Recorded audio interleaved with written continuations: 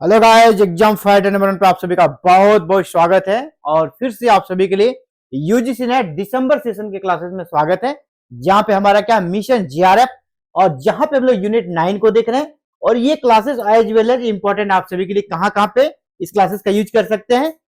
बिहार में upcoming bat, Bihar में जो अपकमिंग बैट है उनके लिए इंपॉर्टेंट है क्लास।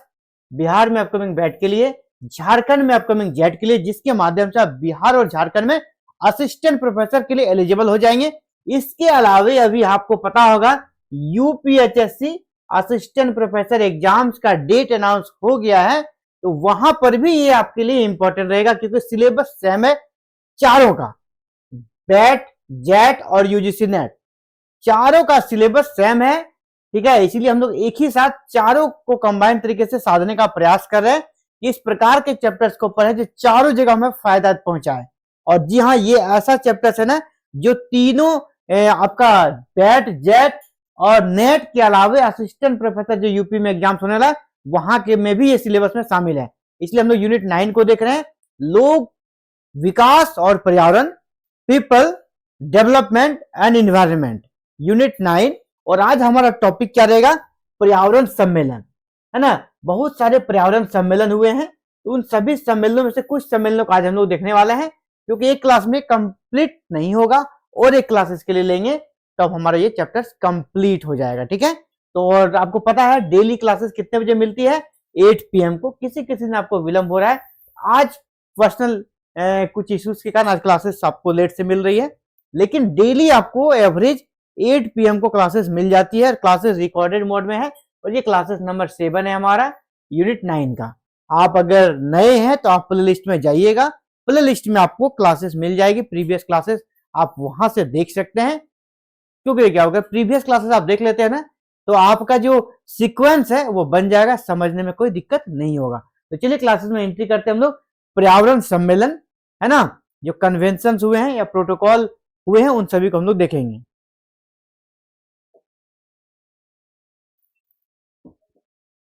चलिए तो क्लासेस में एंटर करते हैं हम लोग।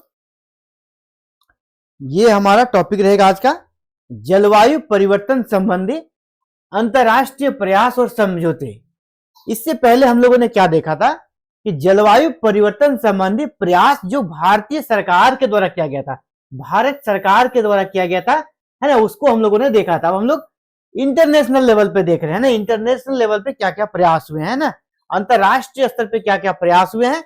International efforts on climate change, अंतरराष्ट्रीय स्तर पे क्या क्या प्रयास हुए हैं। बेसिकली देखा जाए तो अंतरराष्ट्रीय स्तर पर इस प्रकार के कार्य को करने के लिए यूएनओ काफी अग्रसर है। तो यूएनओ के माध्यम से क्या क्या कार्य हुए हैं उन्हीं से को देखना है। और इससे जुड़ा हुआ प्रश्न अक्सर आपको 2 प्रश्न यहां से मिल सकता है, विभिन्न समझौते और प्रोटोकॉल से आपको 2 प्रश्न मिल जाएगा। इस दिशा में पहला प्रयास देखने को मिलता हमें 1987 में। 1987 में एक समझौता होता है, उस समझौता का नाम क्या है? Montreal protocol. समझौता का नाम क्या है? Montreal protocol. तो क्या है मॉन्ट्रियल प्रोटोकॉल, इसके बारे में जानेंगे। और ये कब हुआ था? 1987 में। सीधा प्रश्न आपसे ये भी पूछ लिया जाएगा, मॉन्ट्रियल प्रोटोकॉल कब हुआ था? तो 1987 में पहला प्रश्न ये बन जाएगा। ये सम्मेलन क्यों हुआ था? तो ये सम्मेलन होता है ओजोन परत, जो ओजोन परत है ना, ओजोन परत में छिद्र हो रहा है, आपको पता है ना, सीएफसी के कारण, क्लोरोफ्लोरोकार्बन के कारण ओजोन परत में छिद्र हो रहा है, जिसके कारण अल्ट्रा वायलेट रेज जो है ना हमारी धरती पर पहुंचने का खतरा मंडरा रहा है। और इसके कारण त्वचा कैंसर, स्किन कैंसर जैसी बीमारी यहाँ पर काफी ज्यादा फैल जाएगी, लोगों का जीवन यहाँ पर अस्तित्व जो है पृथ्वी पर खत्म हो जाएगा। तो ओजोन परत हमारे लिए काफी इंपॉर्टेंट, आपको पता है। तो ओजोन लेयर में जो, ओजोन परत में जो छिद्र हो रहा है, उस छिद्र से चिंतित थे पूरी दुनिया के साइंटिस्ट। इसी को ध्यान में रखते हुए ओजोन परत के क्षरण को रोकने के लिए 16 सितंबर 1987 को, कब हुआ था? 16 सितंबर 1987 को कनाडा में जो एक सम्मेलन हुआ था, इसी का नाम है मॉन्ट्रियल प्रोटोकॉल, क्योंकि ये सम्मेलन कनाडा के कहां हुआ था? मॉन्ट्रियल में, इसलिए इसका नाम हो गया मॉन्ट्रियल प्रोटोकॉल। तो मॉन्ट्रियल प्रोटोकॉल क्यों हुआ था? ओजोन परत में जो छिद्र हो रहा है, उसका जो क्षरण हो रहा है, उसको रोकने के लिए हुआ था। कब हुआ था? 16 सितंबर 1987 को। ये कहां पे? कनाडा में। यहां से 2-3 प्रश्न बनेंगे। मॉन्ट्रियल प्रोटोकॉल का संबंध क्या चीज से था? तो ओजोन परत में छिद्र हो रहा है उसको रोकने के लिए। कब हुआ था? तो 16 सितंबर, याद रखिएगा 16 सितंबर को विश्व ओजोन दिवस भी मनाया जाता है, क्योंकि ओजोन परत को लेकर पहली बार दुनिया में एक सम्मेलन हुआ था, उस पर दुनिया ने चिंता जताई थी, कनाडा में हुआ था। चलिए आगे बढ़ते हैं। इसके तहत ही क्या हुआ, जो समझौता हुआ उसमें कहा गया कि chlorofluorocarbon gas CFC, chlorofluorocarbon gas जो कि आपका रेफ्रिजरेटर वगैरह, फ्रिज वगैरह से निकलता है ना, इसके तहत CFC क्लोरोफ्लोरोकार्बन गैस के उत्पादन में अगले 10 वर्षों में कटौती करने तथा हेलोजन गैस के उत्पादन को पूर्णतया बंद करने पर सहमति बनी। तो 2 महत्वपूर्ण एग्रीमेंट हुआ कि ओजोन परत में छिद्र जो हो रहा है इसके लिए सबसे ज्यादा जो उत्तरदायी गैस है वो क्या? हमारा CFC है, क्लोरोफ्लोरोकार्बन। तो ये CFC का उत्पादन अगले 10 वर्षों में हम लोग कटौती करेंगे CFC के उत्पादन में।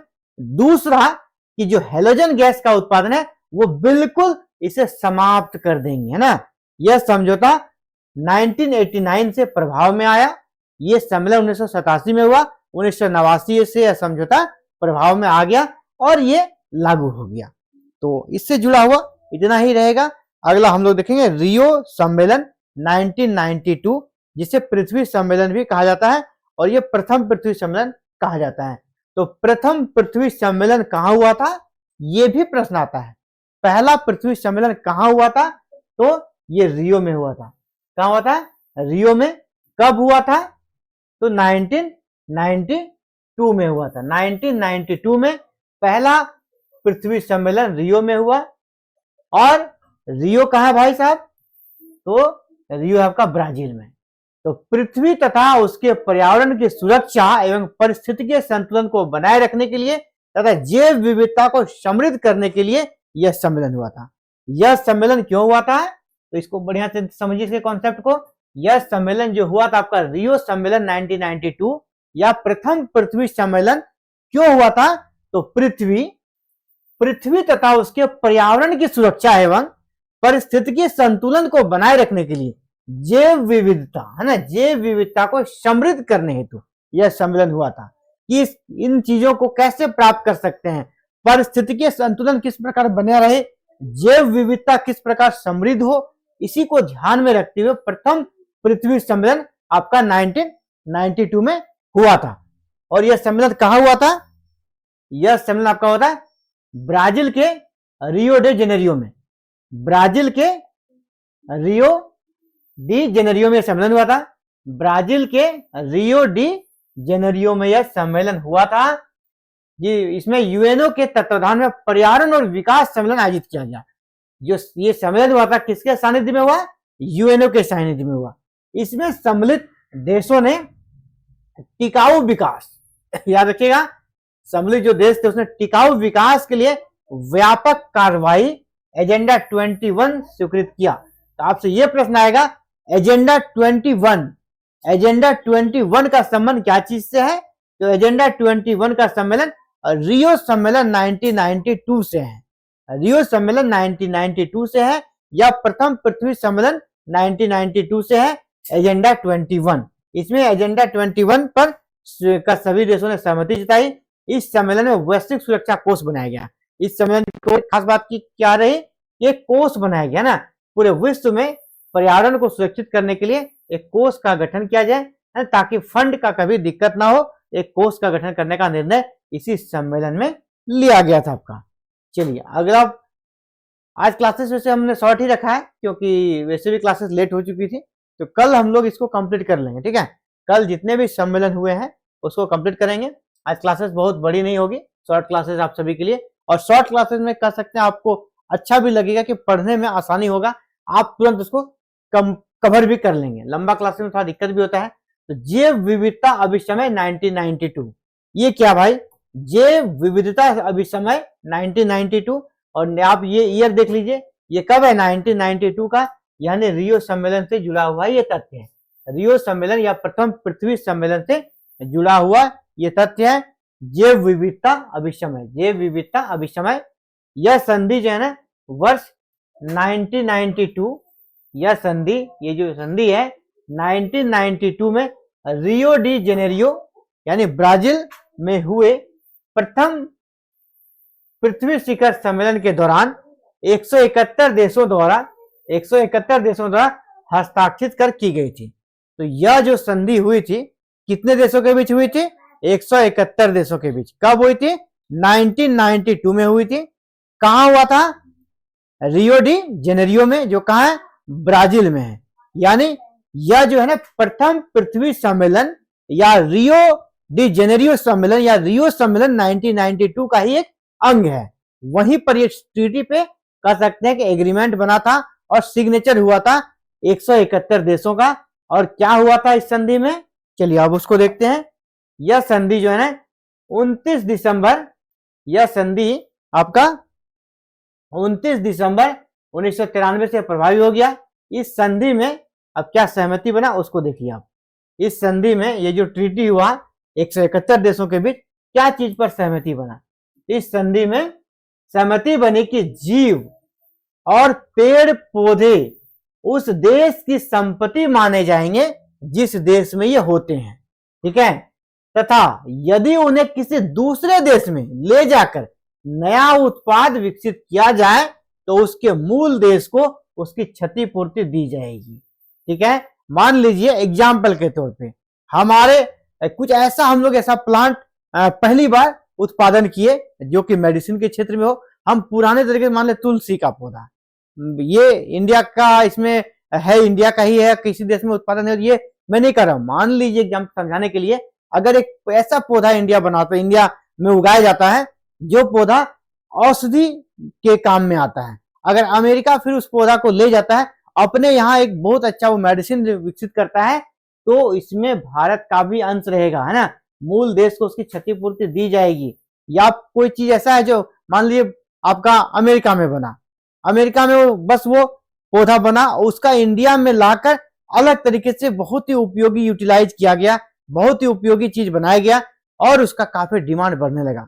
यानी जो आपको प्रॉफिट होगा उसमें आपको उस देश को की भी क्षतिपूर्ति को देना होगा, उस देश को भी आपको उसमें अंश निर्धारित करना होगा। ये निर्धारित किया गया। अब इसे फिर से पढ़ देता हूं। इस संधि में यह सहमति बनी कि जीव और पेड़ पौधे, कुछ भी, चाहे आप कोई जीव बना दीजिए, है ना, या कोई पेड़ पौधा उगा लीजिए, उस देश की संपत्ति माने जाएंगे जिस देश में ये होते हैं। जो मूल देश में ये होता है उसी का संपत्ति माना जाएगा। अगर दूसरा देश, है ना, दूसरा देश ले जाकर नया उत्पाद विकसित किया जाए तो उसके मूल देश को उसकी क्षतिपूर्ति दी जाएगी। जैसे मैंने क्या बताया, तुलसी का पौधा मान लीजिए, जानिए कि पहली बार इंडिया में ही होगा। तुलसी पौधा एक औषधीय पौधा है, अब कहीं इसका ले जाके मेडिसिन बना दिया, है ना, इस मेडिसिन, तुलसी के पत्ते से मेडिसिन बना, तुलसी के पौधा से मेडिसिन बना, और अब उसका पूरा दुनिया में धड़ल्ले से उपयोग किया जा रहा है ना, बहुत ज्यादा उसमें कह सकते उसका डिमांड बढ़ रहा है, इनकम हो रहा है उस देश को इंडिया के तुलसी के पौधे से। तो इंडिया का वो पौधा माना जाएगा और भारत सरकार को वह देश क्षतिपूर्ति देगा, है ना, यानी उसको भी उसके हिस्सेदार बनाएगा। ये इसमें सहमति बनी। और क्या हुआ, उस देश को तकनीकी लाभ भी दिया जाएगा, है ना। जिस प्रकार आपने उस पौधा का उपयोग करके जो अगर कोई मेडिसिन बनाया, मैं मेडिसिन का एग्जांपल दे रहा हूं, दूसरा किसी भी क्षेत्र में हो सकता है, किसी भी क्षेत्र में हो सकता है यह, है ना। तो तकनीकी का लाभ भी दिया जाना चाहिए। अगर आप किस टेक्नोलॉजी का उपयोग करके उसको इतने एडवांस रूप में कोई चीज बनाया है तो वह मातृ देश यानी उस देश को भी आपको तकनीकी बताना होगा, उस देश को भी इसका तकनीकी लाभ देना होगा। लेकिन वास्तविक में ऐसा होता नहीं है ना, वास्तविक में ऐसा होता नहीं है, बस एक ट्रीटी बन के रह गया है। इस संबंध में प्रत्येक 2 वर्ष में एक महाधिवेशन होता है। इसी जो आपका ट्रीटी है इसी को लेकर प्रत्येक 2 वर्षों में, याद रखिएगा कितने वर्षों में, 2 वर्षों में एक महाधिवेशन बुलाया जाता है, जिसे महत्वपूर्ण मुद्दों पर निर्णय लेने की प्रमुख इकाई कह सकते हैं आप। इसी सम्मेलन में, महाधिवेशन में महत्वपूर्ण निर्णय लिए जाते हैं और इस महाधिवेशन को क्या कहते हैं, आपने नाम सुना होगा, कॉप। इस महाधिवेशन को क्या कहते हैं, कॉप। और इसके माध्यम से बहुत सारे कॉप हुए हैं। कॉप का फुल फॉर्म क्या होगा ये भी पूछा गया एग्जाम्स में, है ना। COP, conference of the parties, conference of the parties. ये प्रत्येक 2-2 साल में होता है ना, प्रत्येक 2 साल में कॉप का आयोजन होता है, अलग अलग कॉप का सम्मेलन का होते रहता है। और इस बार कॉप सम्मेलन कहाँ हुआ, अगला बार कॉप सम्मेलन कहाँ है, ये प्रश्न अक्सर आता है। ठीक है, ये प्रश्न भी आता है, तो आपको थोड़ा ध्यान रखना है कि आपको इससे इन सब चीजों पे ध्यान रखना है कि लेटेस्ट, जैसे अभी आप अगर 24 में एग्जाम देने जाइएगा तो 24 में कॉप सम्मेलन कहाँ हुआ था, 25 में जो जाएगा वो याद करेगा 25 में कॉप, 24 के बाद कब होगा, 26 में, प्रत्येक 2 साल में होता है। 26 में कॉप सम्मेलन कहाँ हुआ था, या पिछला कॉप सम्मेलन कहाँ हुआ था, कितने नंबर का कॉप सम्मेलन था, इन सबसे प्रश्न करंट में आता है। तो जब एग्जाम देने आप जाइएगा ना, इसका करंट भी हम लोग करा देंगे। अभी आप बेसिक समझ रहे हैं, कॉप का मतलब क्या, कॉन्फ्रेंस ऑफ पार्टीज, ये प्रत्येक 2 वर्षों में होता है। और ये जो प्रथम आपका ये जो सम्मेलन हुआ था आपका रियो में, वहीं से ये प्रभावित है। इसके बाद से आपका प्रत्येक 2 वर्षों में आयोजित किया जाता है। और सभी चीजों के बारे में हम लोग देख लिया। आज हम लोग 3 सम्मेलन को लेकर चले, और ऐसे ही कल आपको फिर से ऐसे ही नए सम्मेलन को देखेंगे, प्रोटोकॉल को देखेंगे। ठीक है, कहाँ कहाँ भी लेटेस्ट कॉप हुए हैं और उन सभी के बारे में अच्छे से अंडरस्टैंडिंग लेंगे। और इसी प्रकार इस चैप्टर्स को, आपका इस यूनिट को बहुत ही शानदार तरीके से हम लोग क्लोज कर देंगे, द एंड कर देंगे, और फिर से प्रैक्टिस सेट में जाएंगे। तो और इसमें लगभग 3 प्रैक्टिस सेट करेंगे। आपका इस यूनिट में कितने प्रैक्टिस होंगे, 3, और ये चैप्टर जो है ना, यूनिट भी कंप्लीट, यानी हमने 2 यूनिट कंप्लीट कर लिया। आपका पहला आईसीटी, दूसरा ये हो जाएगा। 3 से 4 दिन में ये क्लासेस खत्म हो जाएगी। ऐसे ही हम लोग पूरे 10 के 10 यूनिट्स को कंप्लीट कर लेंगे, और पेपर 1 में आपका बहुत ही मजबूत पकड़ होगा, इसकी पूरी गारंटी में देता हूं, आपको आश्वस्त करता हूं। और शानदार स्कोर कीजिएगा आप, है ना। आप एग्जाम देने के बाद आपको पता चल जाएगा किस प्रकार आपका बेसिक बना है। इसका फिर इसको एडवांस स्तर पे ले जाएंगे। अभी मैं बेसिक लेके चल रहा हूँ, अगर समय मिला तो फिर हम लोग उसको एडवांस तरीके से और सेकंड लेयर में प्रवेश करेंगे, और समय मिला तो थर्ड लेयर में जाएंगे। और बिल्कुल अभी हम लोग इजी वे से इसको कर रहे हैं, आराम से कंप्लीट कर रहे हैं, ताकि जब आप फर्स्ट टाइम अगर प्रिपरेशन कर रहे हैं तो आपको कहीं कोई बाधा दिक्कत ना हो। चलिए, आज की क्लास में इतना ही। कल फिर से एक नई क्लास में आप सभी से मुलाकात होगी। जय हिंद, जय भारत।